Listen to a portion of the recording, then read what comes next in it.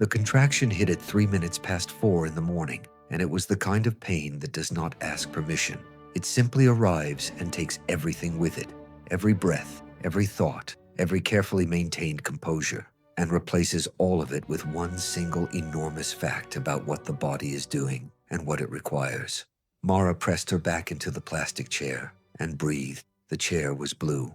It had a metal frame and a seat cushion that had been flattened by years of use into something that was technically still cushioning, but had long since ceased to function as comfort. It sat in the corridor of the 3rd floor of St.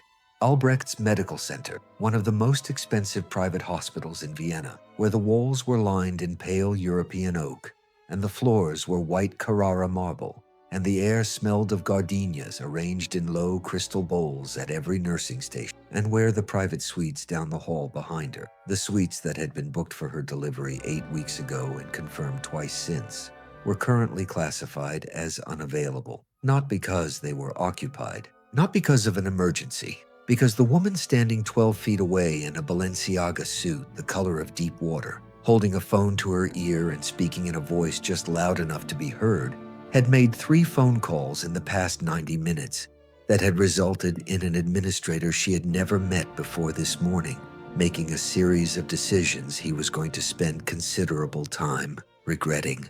Helene Vassar, her mother-in-law, her husband's mother.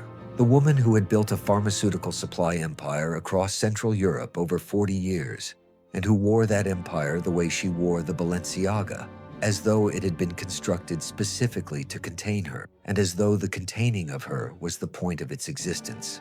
What would you do if you were in this corridor, if you were in labor, if the contractions were 3 minutes apart, and the nearest private room was 60 feet away behind a door that had been administratively locked against you by a woman who had just told the consultant who tried to that your insurance coverage was inadequate for the facility's standard of care, which was a lie so specific and so documented that it was going to appear later in legal filings in 3 jurisdictions. What would you do? Would you cry? Would you call the police? Or your husband? Or anyone who the immovable object to reduce you to the most essential and disposable version on what was supposed to be the most important day of your life? Mara did none of them. She breathed through the contraction. She timed. She looked at the gardenia arrangement at the nursing station with the focused, almost meditative attention of someone who has found an object to anchor herself to and is using it precisely for that purpose. And when the contraction passed, she reached into the pocket of the cardigan she was wearing, soft gray wool, old and washed to something close to cashmere, chosen this morning because it was the most comforting thing she owned. And she took out a phone, not the phone she used for ordinary things, the other one, small, matte black, with a casing that was slightly heavier than ordinary phones, and a screen that required a biometric confirmation before it would open. She had carried it for 3 years. She had not used it once. She looked at it for a moment. She looked at the corridor, at the marble and the gardenias and the pale oak, and the distance between herself and the room where she was supposed to be. She looked at Helene, who was still on her phone, whose back was now partially turned, whose Balenciaga suit had not a single wrinkle despite the 4:30 morning hour, who had said, not 20 minutes ago, in a voice calibrated to carry to the nursing station, "She's in the corridor. By the time Thomas gets back from the conference, the child will be here and the situation will be managed." The situation. The child. Managed. Mara pressed the single contact in the matte black phone's address book. It rang once. A voice answered that she had not heard in 3 years. A voice that was low and certain, and that had read her poetry in 3 languages when she was very small, and had said her real name for the first time in the delivery room, where she herself had arrived in the world. "Mara," the voice said, just her name, the way certain people say a name, as a complete sentence, as a confirmation of the fact of you. "Papa," she said. "St. Albrecht's Medical Center, Vienna, 3rd floor east." She breathed once. "It's time."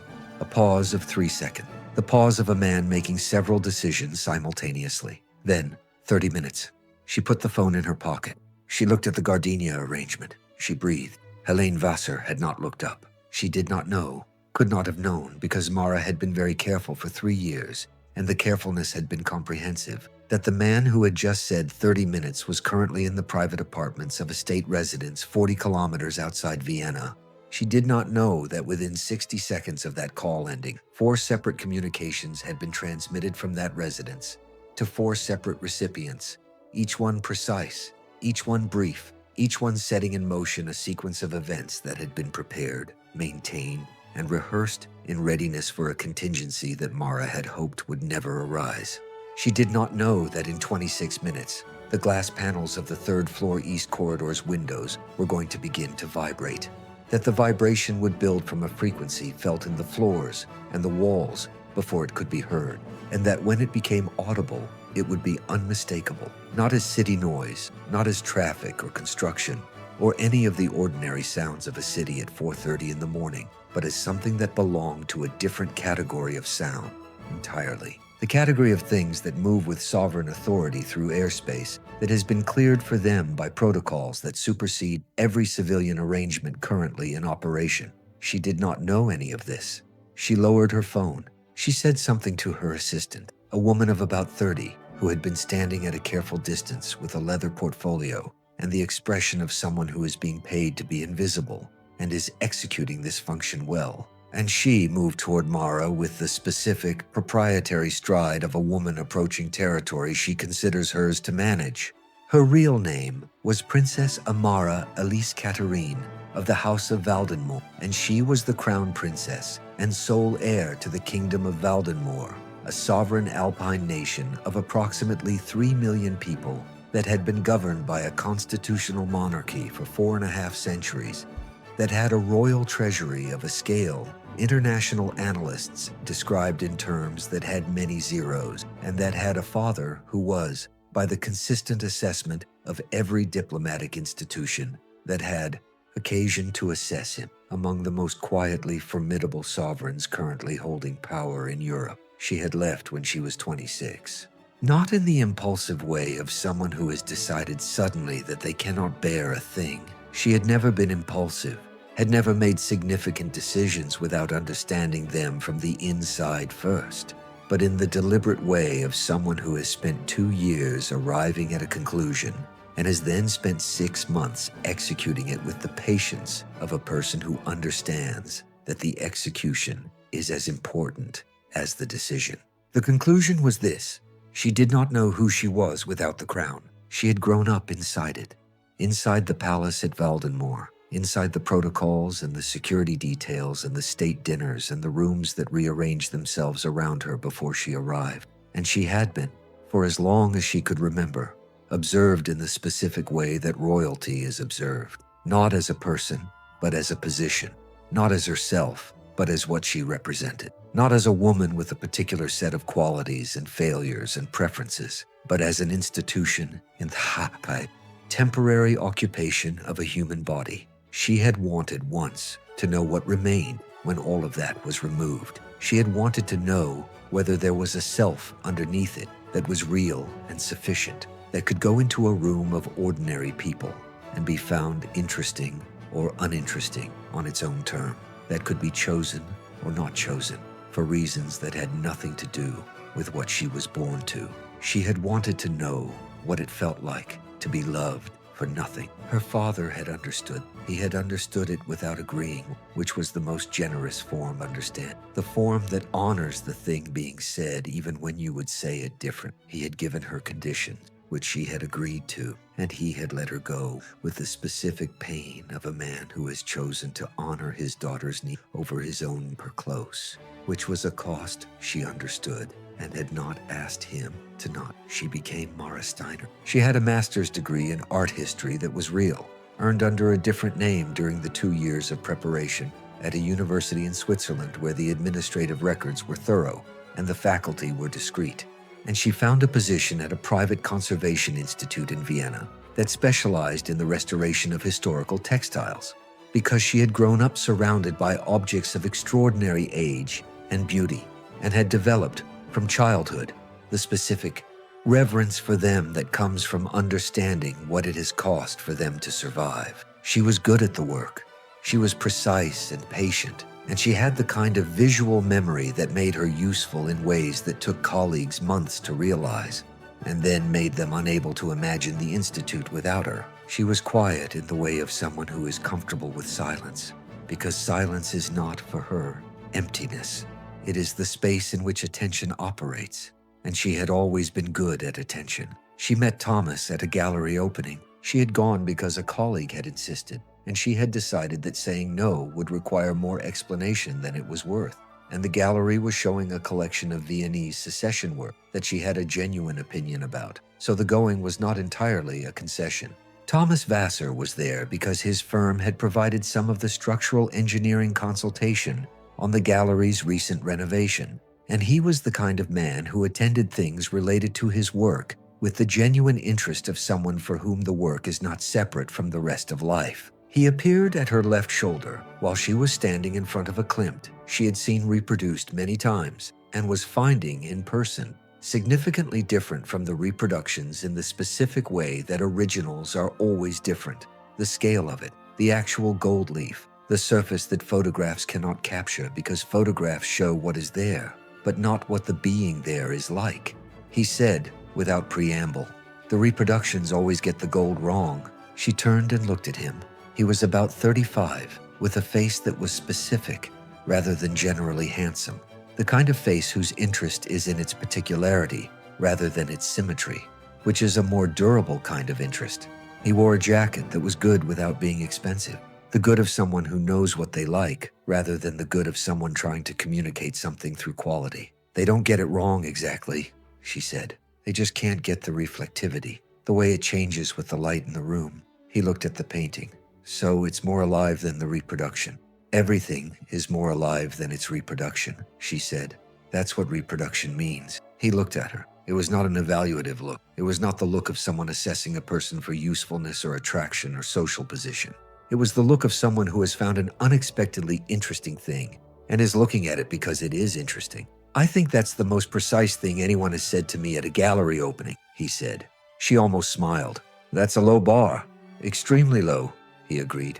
"My name is Thomas." They talked for 40 minutes in front of that painting, and then moved to 2 others, and then stood in the gallery entrance, because neither of them had decided to leave, and both of them were finding that the alternative was still interesting. He asked about her work with the specificity of someone who wants to understand it rather than just know its name. She asked about his with the same intention. He had opinions about the relationship between engineering and aesthetics that were specific and slightly wrong in interesting ways, and she told him they were slightly wrong, and he said, "Tell me why," and she did, and he revised his position without defending it, which was the quality she had been watching for because it was the quality most consistently absent in the men she had encountered who had the other qualities she liked. She gave him her number. She told herself it was an experiment. She had been telling herself that about things she had already decided for as long as she could remember. 4 months in, she understood that she was going to have to tell him the truth eventually. She had the conversation mapped in her mind, knew its shape, knew where it needed to happen, knew that it needed to happen before serious commitment rather than after. And then serious commitment arrived before she had managed the timing. She kept the map. She carried it. She deferred the conversation with the specific cowardice of someone who has built something she is afraid to lose and is choosing, day by day, the building over the honesty. He proposed on a Sunday morning in the kitchen of the flat they had found together in the 3rd District, a flat with high ceilings and a view of a courtyard garden that was currently in its November state, stripped and structural, the bones of it more visible without the leaves, which made it interesting in a different way.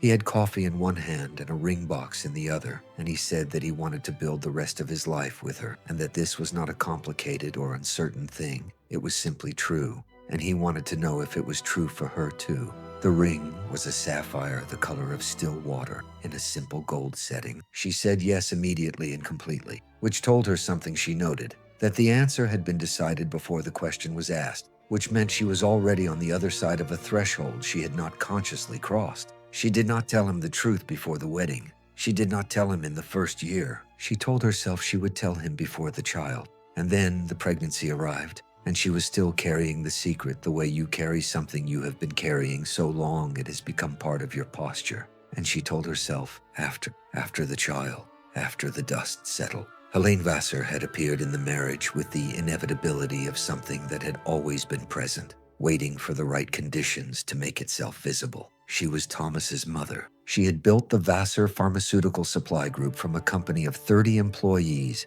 into a Central European operation, employing thousands, with distribution networks in 11 countries, and a revenue that was discussed in financial journalism in numbers that had 8 zeros. She had done this through 40 years of specific strategic intelligence applied to a competitive industry, and she had developed, in the doing, the particular quality of a woman who has never once been in a room where she was not the most consequential presence, and has stopped noticing this because it has become simply the description of rooms. She received Mara at their first meeting with the warmth of a woman assessing a variable in a system she manages.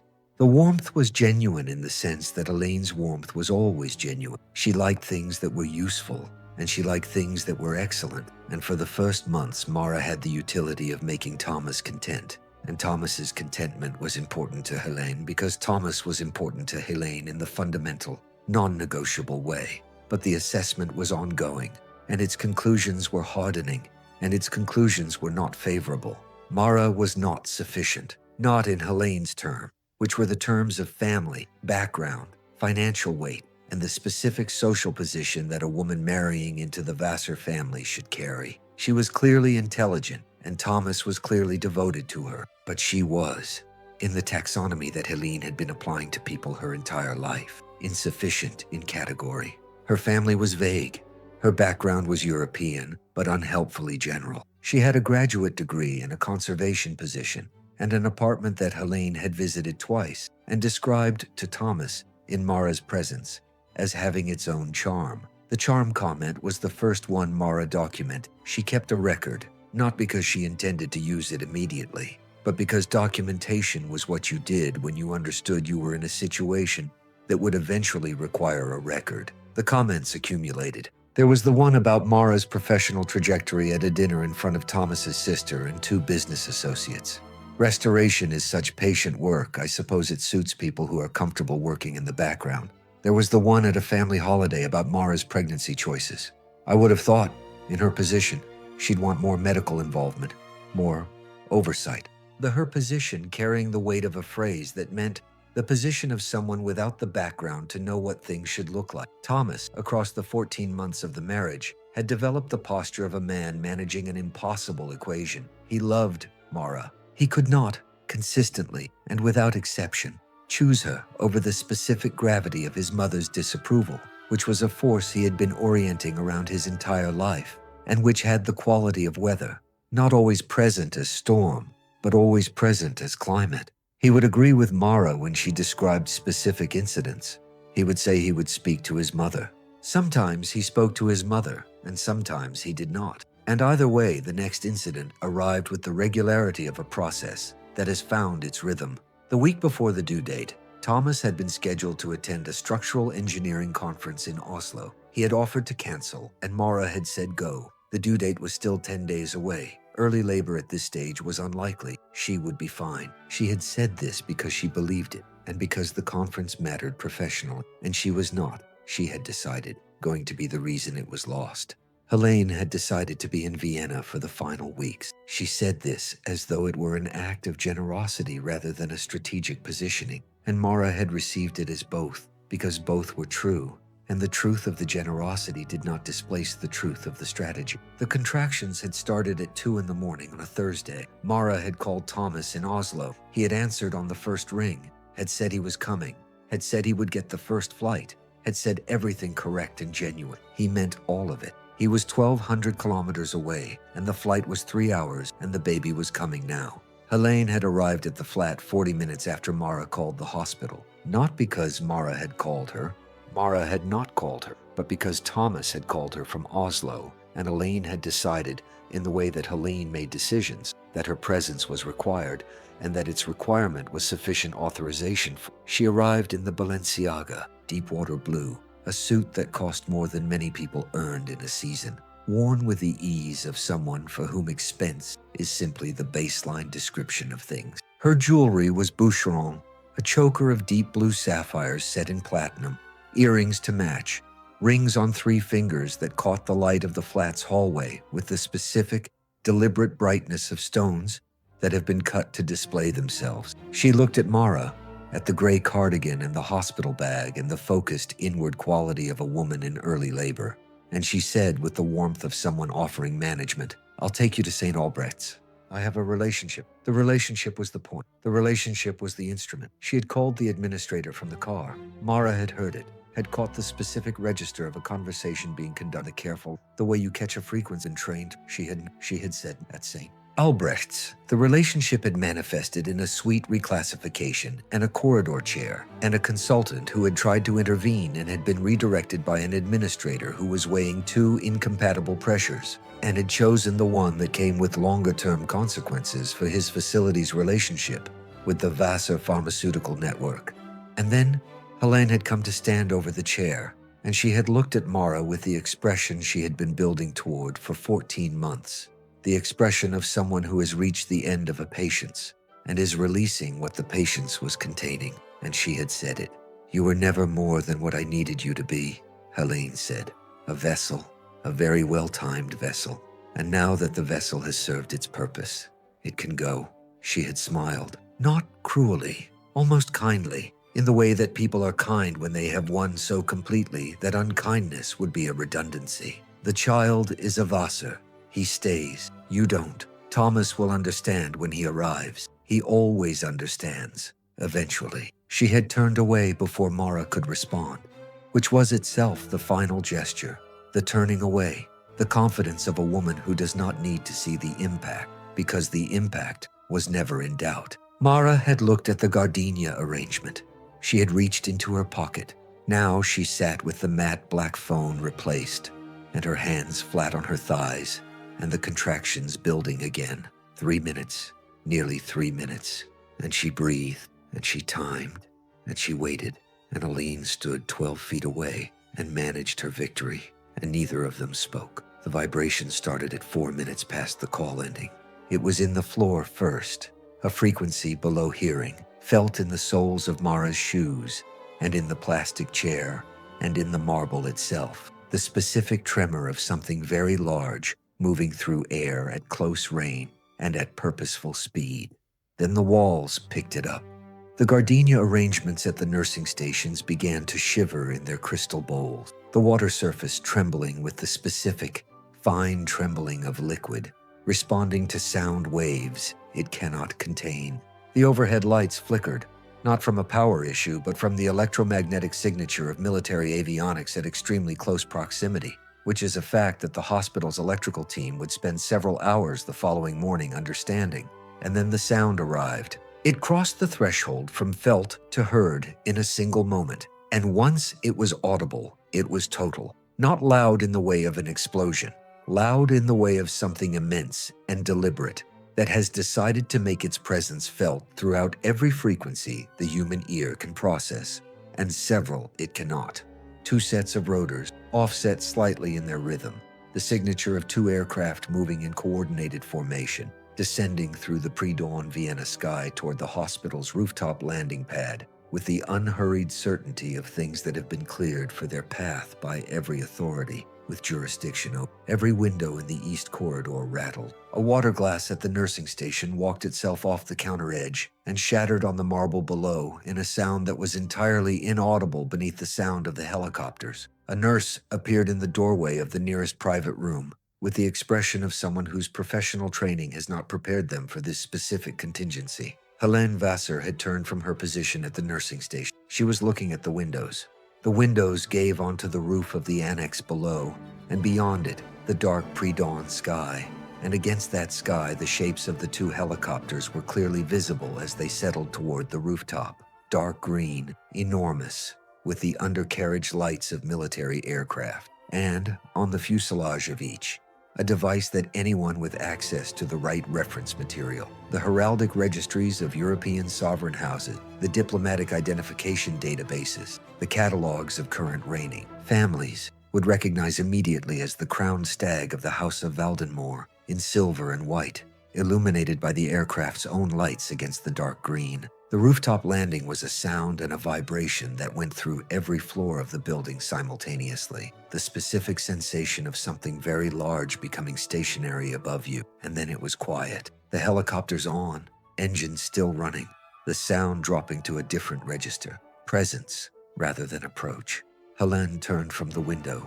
She looked at Mara. Her expression had the quality of a face that is maintaining its architecture through force of habit, while the thing that animates the architecture has departed. The Balenciaga was immaculate. The Boucheron sapphires caught the corridor's light. Everything external was intact. But Helene Vassar, who had never in 61 years of life been in a room where she was not the most significant present, was in a room where she was not the most significant present. And the adjustment required by this fact was one that her expression was performing with the strained quality of a machine running on the wrong fuel. "What," she said, "is happening?" It was not quite a question. The stairwell door at the end of the corridor opened. They came through in 2 pairs first, then 4 more, then 4 more after that. 12 members of the Valdenmoor Royal Household Guard, in the dark formal dress of the sovereign security detail, wool as dark as the sky outside, with the crowned stag in silver at each lapel,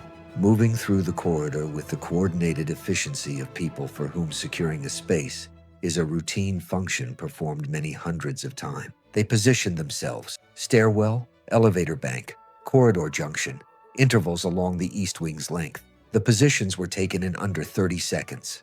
The corridor was secured. No one had raised a voice. No weapons were displayed. Nothing aggressive had occurred. And yet, every person in the corridor, every nurse, every orderly, every administrator who had come out of an office to understand what the noise was still in the specific stillness of people who have registered that something has entered the room that requires their attention to be directed away from everything else. Helene said, "This is a hospital. You cannot, Mrs. Vassar." The voice came from a man who had come through the stairwell last. Not a guard, a different category of person entirely. A man of about 50 in a suit of extraordinary quality, carrying a document portfolio, with the specific self-possession of someone whose function is managing consequential situations, and who has been managing them long enough that they no longer produce in him any particular elevation of his baseline affect. "I am Counselor Renner, acting as Chief Protocol Officer and Legal Representative for the Crown of Valdenmoor. I would strongly advise you not to finish that sentence without legal counsel present." Helene stared at him. The elevator opened. The Royal Medical Team came through. 4 physicians in white coats bearing the Valdenmoor device, moving with the brisk directed competence of specialists arriving to perform a function they have been briefed on and are ready for. 2 royal midwives. A set of equipment cases of the kind that contain technology rather than documents. And behind them, a man. He was 65 years old. He was tall. Mara's height had come from him, and her stillness, and the specific quality of her attention, all of it visibly traceable to the man who walked through the elevator doors and into the corridor of St. Albrecht's Medical Center in the pre-dawn hours of a Thursday in October. He wore a dark coat over a suit that was not formal in the ceremonial sense, but that had the quality that certain clothes have when the person wearing them does not need the clothes to do any work. They simply rest on someone who is themselves sufficient. His face was the face of a man who has spent decades in consequence and has arrived at a kind of clarity that consequence eventually produces in people who are constitutionally honest about what they are seeing. He walked through the secured corridor and every person in it was still again, and the stillness was different from the stillness that the guard's arrival had produced. That stillness was the stillness of people encountering something unexpected and requiring a moment to process it. This was the stillness of people encountering something they may not be able to name, but can feel the weight of, the specific gravitational quality of authority that has been lived for long enough to become posture. He came to the blue plastic chair. He looked at his daughter. The look lasted 3 seconds. It was not for the corridor, not managed for the room, not the public face of a sovereign making a strategic appearance. It was the look of a man who has been waiting for 3 years for a phone call he hoped never to receive, and has received it, and has arrived at what the receiving required, and who is looking at his daughter in a plastic chair in a corridor, and finding her exactly as he knew she would be, exactly as he had raised her to be, composed and patient, and entirely herself, in the worst possible version of a very bad morning. He reached down and took her hands. "Papa," she said. Her voice was completely steady. She had always been proudest of the steadiness. "I'm here," he said. 2 words. They contained everything a father has ever needed to say. He straightened. He turned. He looked at Helene Vassar with the calm, complete attention of a sovereign who has assessed a situation and made a determination about it. Counselor Renner stepped forward and opened his portfolio. "Helena Vassar," he said with the formal precision of an official statement, "you are hereby served with notification of formal complaint filed with the International Court of Sovereign Persons and Dynastic Heirs, to which Austria is a signatory state, for actions constituting the deliberate obstruction of appropriate medical care for a member of the Valdenmoor royal family during active labor." He turned a page. "You are further notified that the actions taken this morning, specifically the fraudulent arrangement to deny a booked and paid private suite to Her Royal Highness, and the deliberate routing of a member of the royal family to a non-clinical corridor environment during active labor, have been documented in full and referred to Austrian federal authorities for criminal assessment under statutes relating to the endangerment of a sovereign heir." Another page. "Counsel for the Crown has also initiated proceedings in the commercial court regarding certain conduct in your company's contractual relationships with Valdenmoor State Health Institutions, which have operated under preferential terms that are now under review." He closed the portfolio. "I recommend you contact your legal representative immediately." Helene's mouth opened. A second man had entered the corridor from the stairwell during Counselor Renner's statement. A lawyer, identifiable by the specific way lawyers carry themselves when they are present in an official rather than a personal capacity, with a briefcase of the serious kind. He placed a set of documents on the nursing station counter and spoke briefly to the duty nurse, who looked at the documents and looked at Mara and looked at the Valdenmoor crest at the top of the first page and arrived somewhere in the vicinity of understanding. "Mrs. Vassar," the lawyer said from the nursing station, with the clean, bloodless efficiency of someone who finds emotion an obstacle to function, "you are asked to relocate to the ground floor public waiting area. If you attempt to access the floor on which Her Royal Highness delivers her child, you will be escorted from the building. The choice is yours, and I recommend you make it quickly." Helene looked at Mara, and Mara looked back at her. With the level, even complete attention she had been giving Helene for 14 months, the attention she had given to every comment and every redirected sentence, and every her position, and every smile that was almost kind and was actually the expression of a woman counting her winnings before they were officially counted. She looked at her with all of it present, and her face was entirely still, and she said one word, "Go," not loudly, not with anger. The way you say a word when the word is simply accurate, and the saying of it is simply the completion of something that has been in progress for a long time. Helene went. She went with the particular quality of a woman who is maintaining her composure as an act of will in the full knowledge that the maintenance is all that remains to her. And she went without another word because there were no words available in the situation she was in that could function as anything other than further documentation of the situation she was in. Her assistant followed. The corridor, from which they departed through the stairwell door held open by 2 members of the household guard, was quiet in their absence in the specific way of spaces from which something that has been generating pressure has been removed. Mara's father offered his hand. She took it. She stood from the plastic chair, and she stood with the posture she had carried her entire life, that had been trained into her from childhood not as performance, but as the physical expression of a certain relationship with oneself. The posture that she had maintained under the cover of an ordinary life in Vienna for 3 years, that had never required display because it had never been absent. The lead physician was at her shoulder immediately. "Your Highness, we should move now." "Yes," Mara said. She walked down the corridor with her father beside her and the royal medical team around her, and as she passed the nursing station, she paused and looked at the duty nurse who had crouched beside the plastic chair and said, "I'm going to keep trying," and had meant it with the specific, genuine fury of a professional who knows when a patient is being wronged. "Your name," Mara said. The nurse said it. "I'll remember it," Mara said. "You were kind in a moment that required courage to be kind. That's a thing worth recognizing." The nurse looked at her, at the Valdenmoor guard in position at the corridor junction, at the physicians with their equipment cases, at the man walking beside this woman who moved through the corridor with the specific, released quality of someone who has been carrying a weight for years and has set it down. She said very quietly, "Good luck, Your Highness." The suite on the 4th floor had been secured and prepared. It was large and warm and had windows that faced east.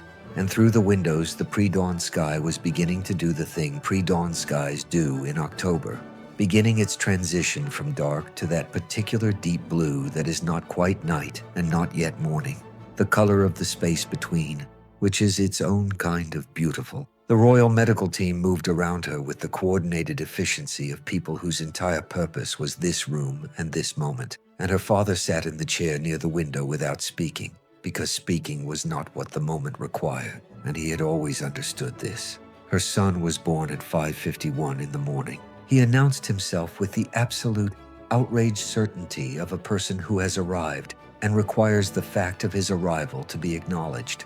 And when they placed him in her arms, he was warm and real and entirely himself in the way that new things are entirely themselves, without history, without context, without anything yet except the fact of being present and alive and here. She held him. She looked at him. She looked at her father in the chair by the window, whose face was doing what it did when he was moved past the point where composure was the correct response. The hand pressed to the mouth, the eyes very bright, the specific undone quality of a man who has been strong for a very long time and has found the one thing that requires him to not be. She named him, the name from the Valdenmoor tradition, the name she had known before he was born, Leopold Edouard Renard of the House of Valdenmoor, Crown Prince of Valden, her son. Thomas landed in Vienna at 9:15. He came directly from the airport. He had been receiving communications during the flight. His phone had connected to the aircraft's Wi-Fi the moment it was available, and the communications were building his assembly specific, progressive understanding while being physically. The communications included a message from Councillor Renner's office, the legal notification filed against his mother, and 3 separate attempts by his mother to reach him that had gone to voicemail. He arrived at St. Albrecht's and was met at the entrance by Councillor Renner, who spoke with him for 9 minutes in the lobby in the calm, specific language of a man who deals in facts and finds euphemism an obstacle to efficiency. Thomas was told who his wife was. He was told what his mother had done. He was told the current state of the legal and diplomatic situation. He was told, without elaboration, what was expected if he wished to have a relationship with his son. He came to the 4th floor. He was escorted. He stood in the door of the suite and looked at Mara, and looked at the child in her arms, and looked at the man by the window, the man he was meeting for the first time, who was the king of a sovereign European nation, which was a fact that was still completing its journey from information to comprehension in his mind. And he looked at all of it with the expression of someone standing at the edge of a very large thing they did not know was coming. He looked at Mara. She looked back with the same attention she had always given him. The full, specific attention that had been her first indication that he was worth the attention, that had remained consistent across the 3 years she had been his wife, and he had been, in the fundamental ways, the person she had chosen in the gallery in front of the Klimt. "I didn't know," he said. "I know," she said. "I should have told you. That's mine." He was quiet. He looked at his son. At Leopold, Crown Prince of Valdenmoor, currently asleep in the arms of his mother, who was also the Crown Princess of Valdenmoor, which was a sentence Thomas was going to need more than a morning to fully inhabit. What my mother did," he said, "is being addressed," Mara said, "through the appropriate channels, with appropriate consequences." A pause. "The criminal assessment is ongoing. The commercial review is ongoing. She will have legal representation and due process." Another pause. "What she will not have is proximity to my son. The legal provision is 1,000 kilometers. It is not rhetorical. It will be enforced." He absorbed this. He did not argue. He did not attempt to reframe or mitigate or manage. He looked at the fact of what his mother had done with the specific, honest directness of a man who is capable of seeing clearly when the sight is not convenient, and he did not look away from it. "And me?" he said. "You are Leopold's father," she said. "You can be in his life on terms that are established through my household's legal law. What those terms require is that you choose him, not sometime, not when it's convenient, consistently and without conditions." She held his gaze. "Can you do that?" He was quiet for a long moment. He looked at the child. He looked at the king by the window, who had not spoken since Thomas entered, and who was watching the conversation with the patient, assessing attention of a man who has spent decades making judgments about character and is making one now. "I'm going to try," Thomas said. "I don't know yet if trying is enough, but I'm going to try." It was the honest answer. It was not the complete answer, and it was not the answer that settled everything, but it was true, and truth was the first requirement. Mara noted it. She would see what was built on it over the time that followed. The convoy that left St. Albrecht's Medical Center at 3 in the afternoon was 8 vehicles, 6 matte black armored cars bearing the Valdenmoor Crown Stag in silver on their rear panels, 1 lead security vehicle, and 1 customized medical transport prepared for the specific requirements of a newborn sovereign heir and his recovering mother. They moved through Vienna with the authority of things that have been granted right of way, not through aggression, but through the simple fact of what they carry, which is the kind of authority that does not need to announce itself, because the world has already arranged itself around it. Inside the lead vehicle, Mara sat with Leopold against her chest, and her father beside her, and the October Vienna light coming through the tinted, and she watched the city as it passed, and she thought about what she had learned, not in the hospital, before it. She thought about the Conservation Institute and the gallery and the Klimt and the man who had said, "The reproductions always get the gold wrong," and had listened with genuine interest when she told him why he was slightly wrong about why. She thought about what had been real in the 3 years of the ordinary life she had built, and she found that most of it had been real. The work, the friendships, the specific satisfaction of being useful on her own term, and that the part that had not been real enough was not the life, but the withholding within it, the truth she had been carrying past its correct moment of disclosure. She was not going to do that again, not with Thomas. Not with Leopold, not with anyone who deserved the full weight of who she was, rather than the portion she had decided was manageable. She looked at her son. She thought about what she was going to teach him, this child who would grow up knowing what he was, who would never have the option of setting it down and finding out what remained. She was going to teach him that the knowing does not replace the needing to know yourself. That position is not the same as character. That the crown and the person who wears it are distinct, and the distinction is where everything important. She was going to teach him that power that is certain of itself does not need to perform. It does not need to stand over someone in a plastic chair and enumerate their insufficiencies. It does not need the Balenciaga or the Boucheron or the administrator's phone number. It does not need to call anyone a vessel. It sits in the chair. It breathes. It reaches into a cardigan pocket. It makes a call, and then it waits, because it knows what is coming, and what is coming is always sufficient.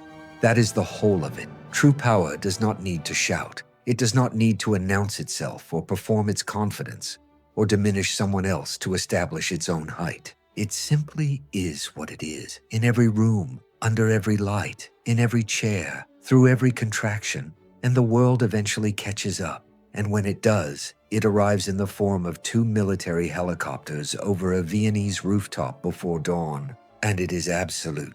And it has always been exactly what was true. Did Helen Vassar earn every consequence that came for her in that corridor and the days that followed?